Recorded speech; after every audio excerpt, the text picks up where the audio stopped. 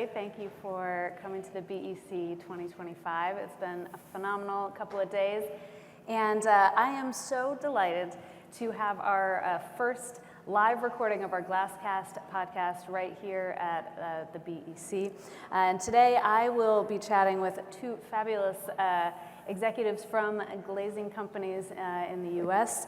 We have Priscilla Koeckeritz, who everybody calls PK, and she is the president and CEO of Brin Glass, and then Alyssa Wolf, VP of Assured Glass.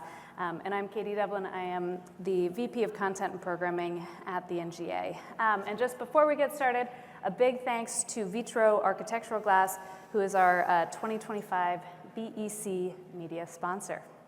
All right, so now that the introductions are done, please, I would love for you both to start with the basics. Talk a little bit about your backgrounds in and out of the glass industry. You know, what brought you to this point? PK, let's start with you since you're right on my left. Yeah, so I'm new to the glass industry. I'm 4 years into my journey with Brin Glass, and I come from a startup background. So I did 3 startups in technology and services, and being in the construction sector was not necessarily in my DNA, but many of you know Bill Sullivan, who was our CEO, who retired in December, and we connected 4 years ago. He brought me in as their fractional chief marketing officer post-COVID to really help them with their digital transformation. How do we reach customers again after everything had changed? And so in working with him and the leadership team, in 2022, they invited me to come on as chief operating officer, and a year later, he said, hey, how about you take over when I'm done? And so it's been a great transition, and really excited to be in the glass industry. There's a room for a lot of innovation, a lot of transformation, but also just building really strong, great relationships. Yeah, what a big few years for you. A huge transition for you as well as for the company. That's exciting. Yes. Yeah. Alyssa, tell us about your background. You are, born in this industry, so right? Born in this industry, yeah. I'm also newish to the industry compared to many of you here. This summer will be my 6th year in the glass industry. 3rd generation, so my grandpa started in the glass business. Actually, a fun story from a newspaper ad. So I'm here today because of a newspaper ad, in short. But I went to school for strategic communications, actually, and graduated from college and thought, sounds fun to join the family business and see if it's a good fit for me, and I really enjoyed it, so I'm here now. So what I hear from that is newspapers matter. Correct, yes. Key takeaway. Yes, yeah. And also, once you're in this industry, even if you're born into it, you can't get away. I know, it just sucks you right back in. So, one of the reasons that I wanted to have both of you on the podcast and at the BEC was, because both of your companies are at a moment of transition, of leadership transition, of, sort of bringing the companies to the next generation. So, can you tell me a little bit about the ongoing changes at each of your companies, and as part of that, identify some of those key challenges and how you've been navigating that? And Alyssa, why don't we start with you on that one? Yeah, I started in the business. Honestly, when I started, my dad didn't really have a role for me and just kind of found a place for me. Shortly thereafter, our estimator left, and so I was suddenly an estimator. And that was a really great way to learn the business because estimating just requires you to go so deep into plans and specs and all that, so it was a great learning time. Now in my role as vice president, it's been a pretty slow transition over the years. My dad's still very involved in the company, which I think has helped mitigate a lot of those pain points of a transition. So kind of started out more as I took on more of the daily responsibilities. He's become a little less involved, and he works in the billing and accounting side now. So it's really on a general note, been a pretty smooth transition for us, but I think his continued involvement and ability to be there when we need assistance has really helped with that. Mm-hmm. And, PK, there's something that resonates with your story as well, of sort of having that leadership transition where you're working alongside for a while. But, yeah, talk through the transition at Brin for you. Well, I think you have to go back really to almost 2018 to talk about what we've been through in our transition. So Doug Nelson, who owned the company from the mid-'70s forward, turned us into an ESOP in 2013 and started the transition at that point for Bill Sullivan to take over more responsibilities and eventually take the president's role. Bill ended up being kind of thrust into the CEO role when Doug passed away in 2019. And then COVID hit in 2020, supply and distribution got disrupted in 21-22. We went through a lot in a very rapid fire. And so, Bill did his best to kind of take the company and carry the company through those points. When I joined in 2022, we were really at a point where we had to transition a lot of leaders. I've got a couple of my general managers here with me today. I have all new GMs at our division since I started in 2022. And we really just had to reinvent what leadership looked like, what culture looked like. And so it was a partnership with Bill over the last 12 months leading up to December to really make that transition as smooth as possible and retain some of the great talent that we have so that we've got our leaders of the future ready to build. And that's why I'm at Brin. People ask me, why'd you get into the glass industry? And it's like, well, it wasn't really about glass. It's really more about people and building culture and helping this company that is 113 years old be prepared for the next 113 years. 113 years. I don't think I realized. That's incredible. Do we have anybody whose company is older than 113 years out there? Well, actually, St. Germain's, which is one of our divisions, was founded in 1891. So Wow. they are actually the oldest part of the Brin family of companies, so even older than 113. That's incredible. Wow. So one thing you mentioned was people, and I Yes. think labor, of course, is something that we all have been talking about, finding, keeping, training. But there's something about having folks who've maybe been there a long time, who you see potential, and the sort of those next generation leaders. And PK, I wonder if you can dig into that a little bit. How do you identify those high achieving or high potential employees? So I think Brin traditionally, as many companies do, when a leadership need was open, went, okay, who's been here the longest, who's next in line? And we put a lot of people in positions that they really didn't want and weren't prepared for. So we've taken a different kind of look at preparing leaders for the future, and we operate EOS, so if people are familiar with Traction, the Entrepreneurial Operating System, we call it Brin Operating System, so BOS.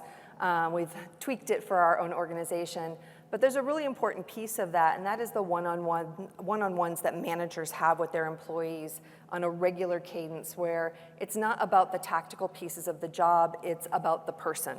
What is going to keep the person there? How do we develop the person? How do we have those conversations about what their path is? So as we have those conversations, it really helps our leaders identify who on their team is next to step up, and then we look at leadership training as well as technical training and managerial training for those people. And that's actually one of our big objectives this year, is building out our training and development plan so that everybody in the company, from our glazers to our fabricators, we're a little unique that we're a top 50 glazer and a top 50 fabricator, so we've got people across the board. But whether it's our production people, our glazers, our office teams, our estimators, our project managers, we want them to stay with Brin. We want them to stay within the family of companies. We want to develop them for the future. And so we're really working on that career path and having them have their next objectives to learn and grow. Alyssa, let's talk about people management, people training, retraining, cross-training. How do you approach that at your company? Yeah, we've tried to do a lot of the same things you have there. I think the one-on-ones are super important. It just, going through and making sure you're really having people in the correct roles for their correct strengths is a really important thing. And we've recently, as we started doing those one-on-ones, had some of those hard conversations of you can have really good people that may not be in the right role for them, and we may need to look at something else there that would work better for them. But training, we've tried to look at a mix of options there depending on the needs in the departments. So we've worked on a mix of supplier trainings, lunch and learns. There's some opportunities with some suppliers to send out to their facilities and do quality and installation trainings and those kind of things. We've written our own internal trainings with safety and quality based on past issues, which has been kind of a fun, not fun at the time, but fun for the training to go back and say, how do we not do this again? And we've just really tried to emphasize training and do a mix of internal and then professional hired trainings. Sure. And just adding to that, I think that we don't leverage our partners, our suppliers, well enough. We've had several of our teams who have invited suppliers in to do those lunch and learns, and that's been hugely valuable, especially as we bring people from outside the industry, and we have to bring people from outside the industry as well as developing people from within our teams. But asking more of our suppliers, doing more of those tours. We invite a lot of people to our fab facility to do tours to help educate people on the glass industry, and I think that that's something that we need to leverage a lot more. I think this transitions nicely into a conversation that we had previously about technology and integrating new technology and how that can be such a painful transition process at so many companies. We heard it during that lean construction talk just a few minutes ago. People they don't want to stop doing things the way they've been doing it forever. And right now, not only are you in the midst of kind of a leadership management transition, but also all of us are in the midst of such a massive technological transition in this industry and beyond. So PK, I wonder if you can start, what have you been working to implement technology-wise? Obviously, you came in with a lot of knowledge in that area to an industry that's not known for being ahead of the game necessarily. And how? How do you get your folks on board? Yeah, it's been interesting. I was in technology during the 1999 to 2000 dot-com boom when everything was fresh, and my last startup was an energy management technology. We built an application from scratch, right? So I have been on the front end of technology. So coming into this industry, the first thing I heard is, we need technology, we need technology, we need technology. And so we started looking at systems and what could we buy and ERP transitions. And over the last few months, we've actually taken a step back to go, wait a second, how many of our users of Glazer Studio actually know how to use Glazer Studio? Okay, let's maybe pick that up. And then, our ERP system that supposedly can't do all of these things, well, wait a second, who said it can't do those things? Does anybody ask the question? And picking up tools like, one of the vendors here was Sightline. Huge benefit for us on our contract teams to be able to get our project billings done correctly on time and aid our collections. So we're kind of taking a step back, a pause, I would say, not a step back. We're hit the pause button, and we are going system by system with everything we have to make sure that our people are trained, they know what we have, we're using everything we have, and we're getting our processes put together so that when we are ready to make a move, if we make a move, we are prepared for that, and we just don't throw, hey, here's a new application that also nobody knows how to use, and we probably don't train people on properly, and then we wonder why the technology doesn't work. So I think in this industry, construction in general, I think we have to pause and understand what we have and how to best use what we have before we make those huge investments in new systems. Alyssa, can you talk about technology and systems at your company? Yeah, we're using a lot of those same technologies, kind of an accidental advertisement over here for Glazer Studio and Sightline. But I think one of the major challenges with introducing new technology is that we're in such a niche industry here. There are some really great technologies out there for some aspects of the business, like Glazer Studio, Sightline. We use Procore as well. And then there's just some holes. We've been talking for a long time internally, and if anyone out there has a better idea, I'd love to hear it, but having some sort of system to manage our procurement, what's ordered, when do we need it, what are the ship dates, and individual suppliers have their own portals that helps a little bit, but to have one central source of being able to get all that information. But to go back to what I was starting to say in the first place, one of the major pain points with that is just the trial and error of new technology. Not only the cost of the actual technology, but the labor cost on the back end of trying to go through and play with it, because all of these different technology platforms want to tell you how great it is and why it'll work for you, but I just don't think you really know, to your point, until you get it into practice if it's really going to work. So that's been one of our major challenges there, and then as well just with people talking about transition, especially generational transition in our company. The integration of technology has certainly been a challenge, often with the older generation, but sometimes people just aren't very techie. But Procore specifically, we had, and I know there's other platforms as well out there that offer a similar type thing, but we were previously using just Dropbox to distribute our drawings to the field, and it was constant. I don't have that information, or this information's outdated, or that changed in Bulletin 47 and it was never distributed. So it's been really a game changer for our company, but we had a glazer who's since retired who looked at me during his annual one-on-one review and said, I think this company's just outgrown me, which is a good thing and a bad thing to hear all at once. It's just really hard to completely adapt and change your systems like that, and you lose a really good talent there, and retirement was coming at some point anyway, but it's a challenge and a short-term challenge, but I think we're still doing the right thing for growth, but it's hard to change things. I know it's an industry that can tend to many times be, it's worked for us for this long, let's just keep doing it. And I think it's really important to always look at, is there a better way to do this? I think we underestimate what we can ask our glazing teams to do. I get a lot of pushback of, oh, well, they'll never do that. We can't ask them to do that. They're never going to fill out that form. No, they're never going to use an iPad.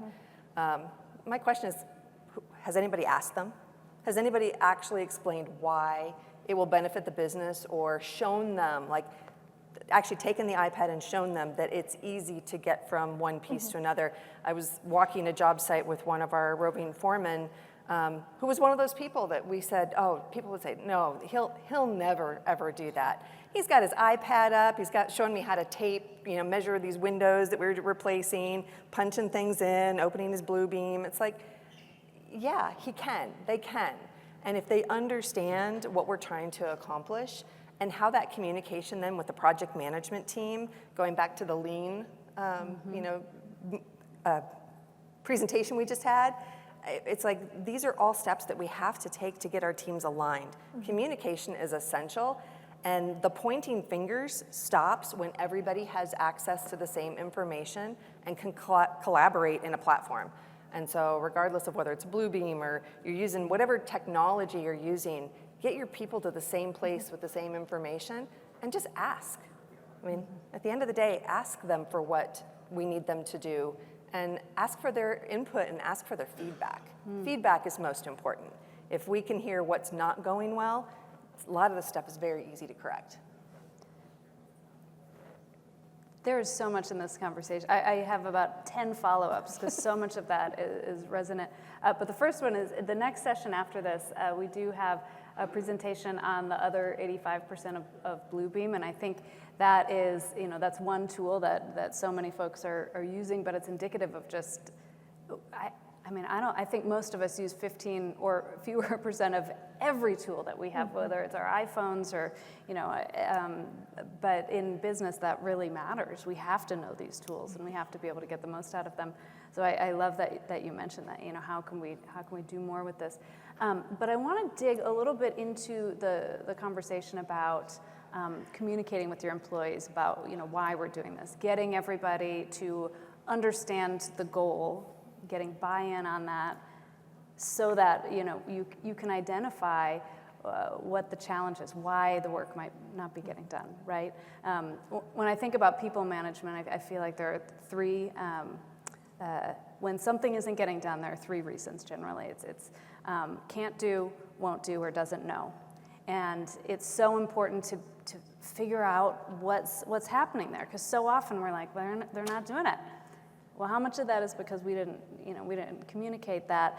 But I'd like to hear when do you know that things are transitioning too quickly? When do you know that an employee just isn't quite meeting those expectations, and you do have to have those hard conversations? How, during a transition like this, how do you identify those moments, like when someone might have outgrown the company? And PK, I don't know if you want to begin, or... I think it goes back to having those regular cadences. If you are sitting with your people on a consistent basis, and again, we are EOS, so we have level 10 meetings, and we have issues, and we set rocks, and we have accountability. And so it's really easy to see when people aren't being accountable, like they're not getting it done, their to-do list is getting long, or the to-dos are getting half done, or they're trying to pass them off to other people. And it is that opportunity to have those conversations, and they are difficult conversations, but asking why, what's in the way of you being able to accomplish this, or what's happening. We've had a lot over the last couple of years of people self-selecting to leave. You know, most of our turnover has not been us having to terminate somebody, but through accountability and through setting clear expectations, communicating clearly what the vision is for the company, the direction that we're going, the people who weren't on board with the transition or the direction, you know, chose to go elsewhere. We've had a few that we've had to deal with directly, but I think it goes back to communication and dealing with the conflict. You know there's conflict, the employee likely knows there's conflict. The longer you let that fester, the more damage you do to the organization, and especially if those people are between the office team and your field team. We've had a couple of cases where we had to correct and change the people who were communicating out to our field, and the difference in how our field has responded and how, especially our glazing foremen, how engaged they have gotten and how many ideas, you know, how energetic they are at our 6:30 foreman meetings once a month. It's crazy. You know, I get up early and go join them, and just the lightness and the participation that we have now is astounding after we took a couple of people out of the mix.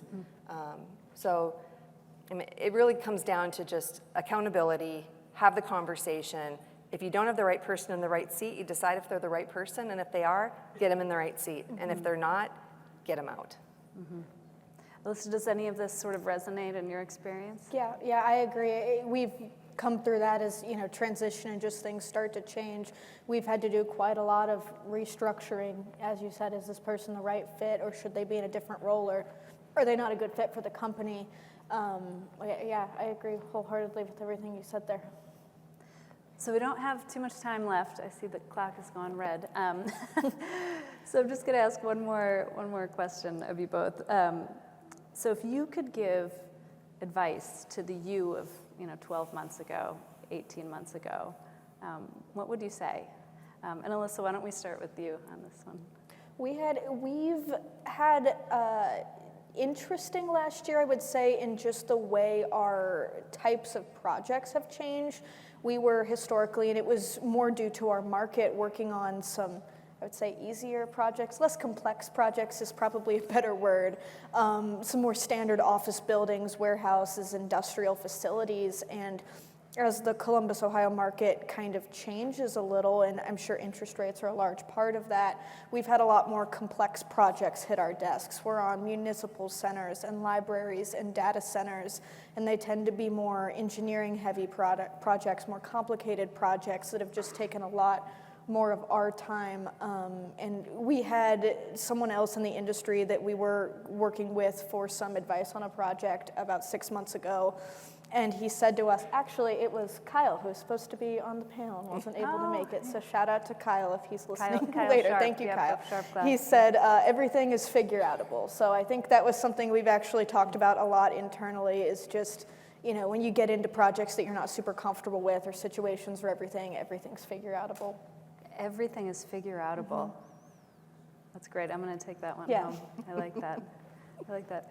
PK, what advice would you give to yourself of last year? Oh, goodness. I spent a lot of time on the fabrication in our manufacturing facility and with our service teams the first 18 months I was with the company, and not a lot with our contract teams. If I could go back 18 months and say, dig your heels in, figure this out, get prepared. It's going to be a bumpy ride. I would love to have gone back and done that. We had to do a lot of pivots last year. We had to do some expense reductions and a few layoffs, and really kind of tighten up the company. Get back to having our biggest investments being the people who are actually doing the work, a lot lighter on the management side of things. And if I could go back and just wrap my head around things and figure out a little faster who my experts were and who I could lean into, and would have loved to have 18 months ago had my 3 current general managers in place. They've been in place now, I want to say 15 months, 9 months and 9 months. So we've got a relatively new leadership team, which is great from an energy perspective, but also, at a time where the industry is going through so much transition, it's been a challenge to bring a new leadership team into a very old company, and really a transformation process. That's wonderful. Well, thank you both so much. Again, Priscilla Koeckeritz, President and CEO of Brin Glass Co. Alyssa Wolf, VP Assured Glass. I'm Katy Devlin from the NGA, and this is our GlassCast podcast. We've got the QR code up on the screen to listen to all of the episodes. Final thank you to our 2025 BEC media sponsor, Vitro Architectural Glass. And thank you all who are in the room. It is so great to see you all this morning. Thanks, Katy.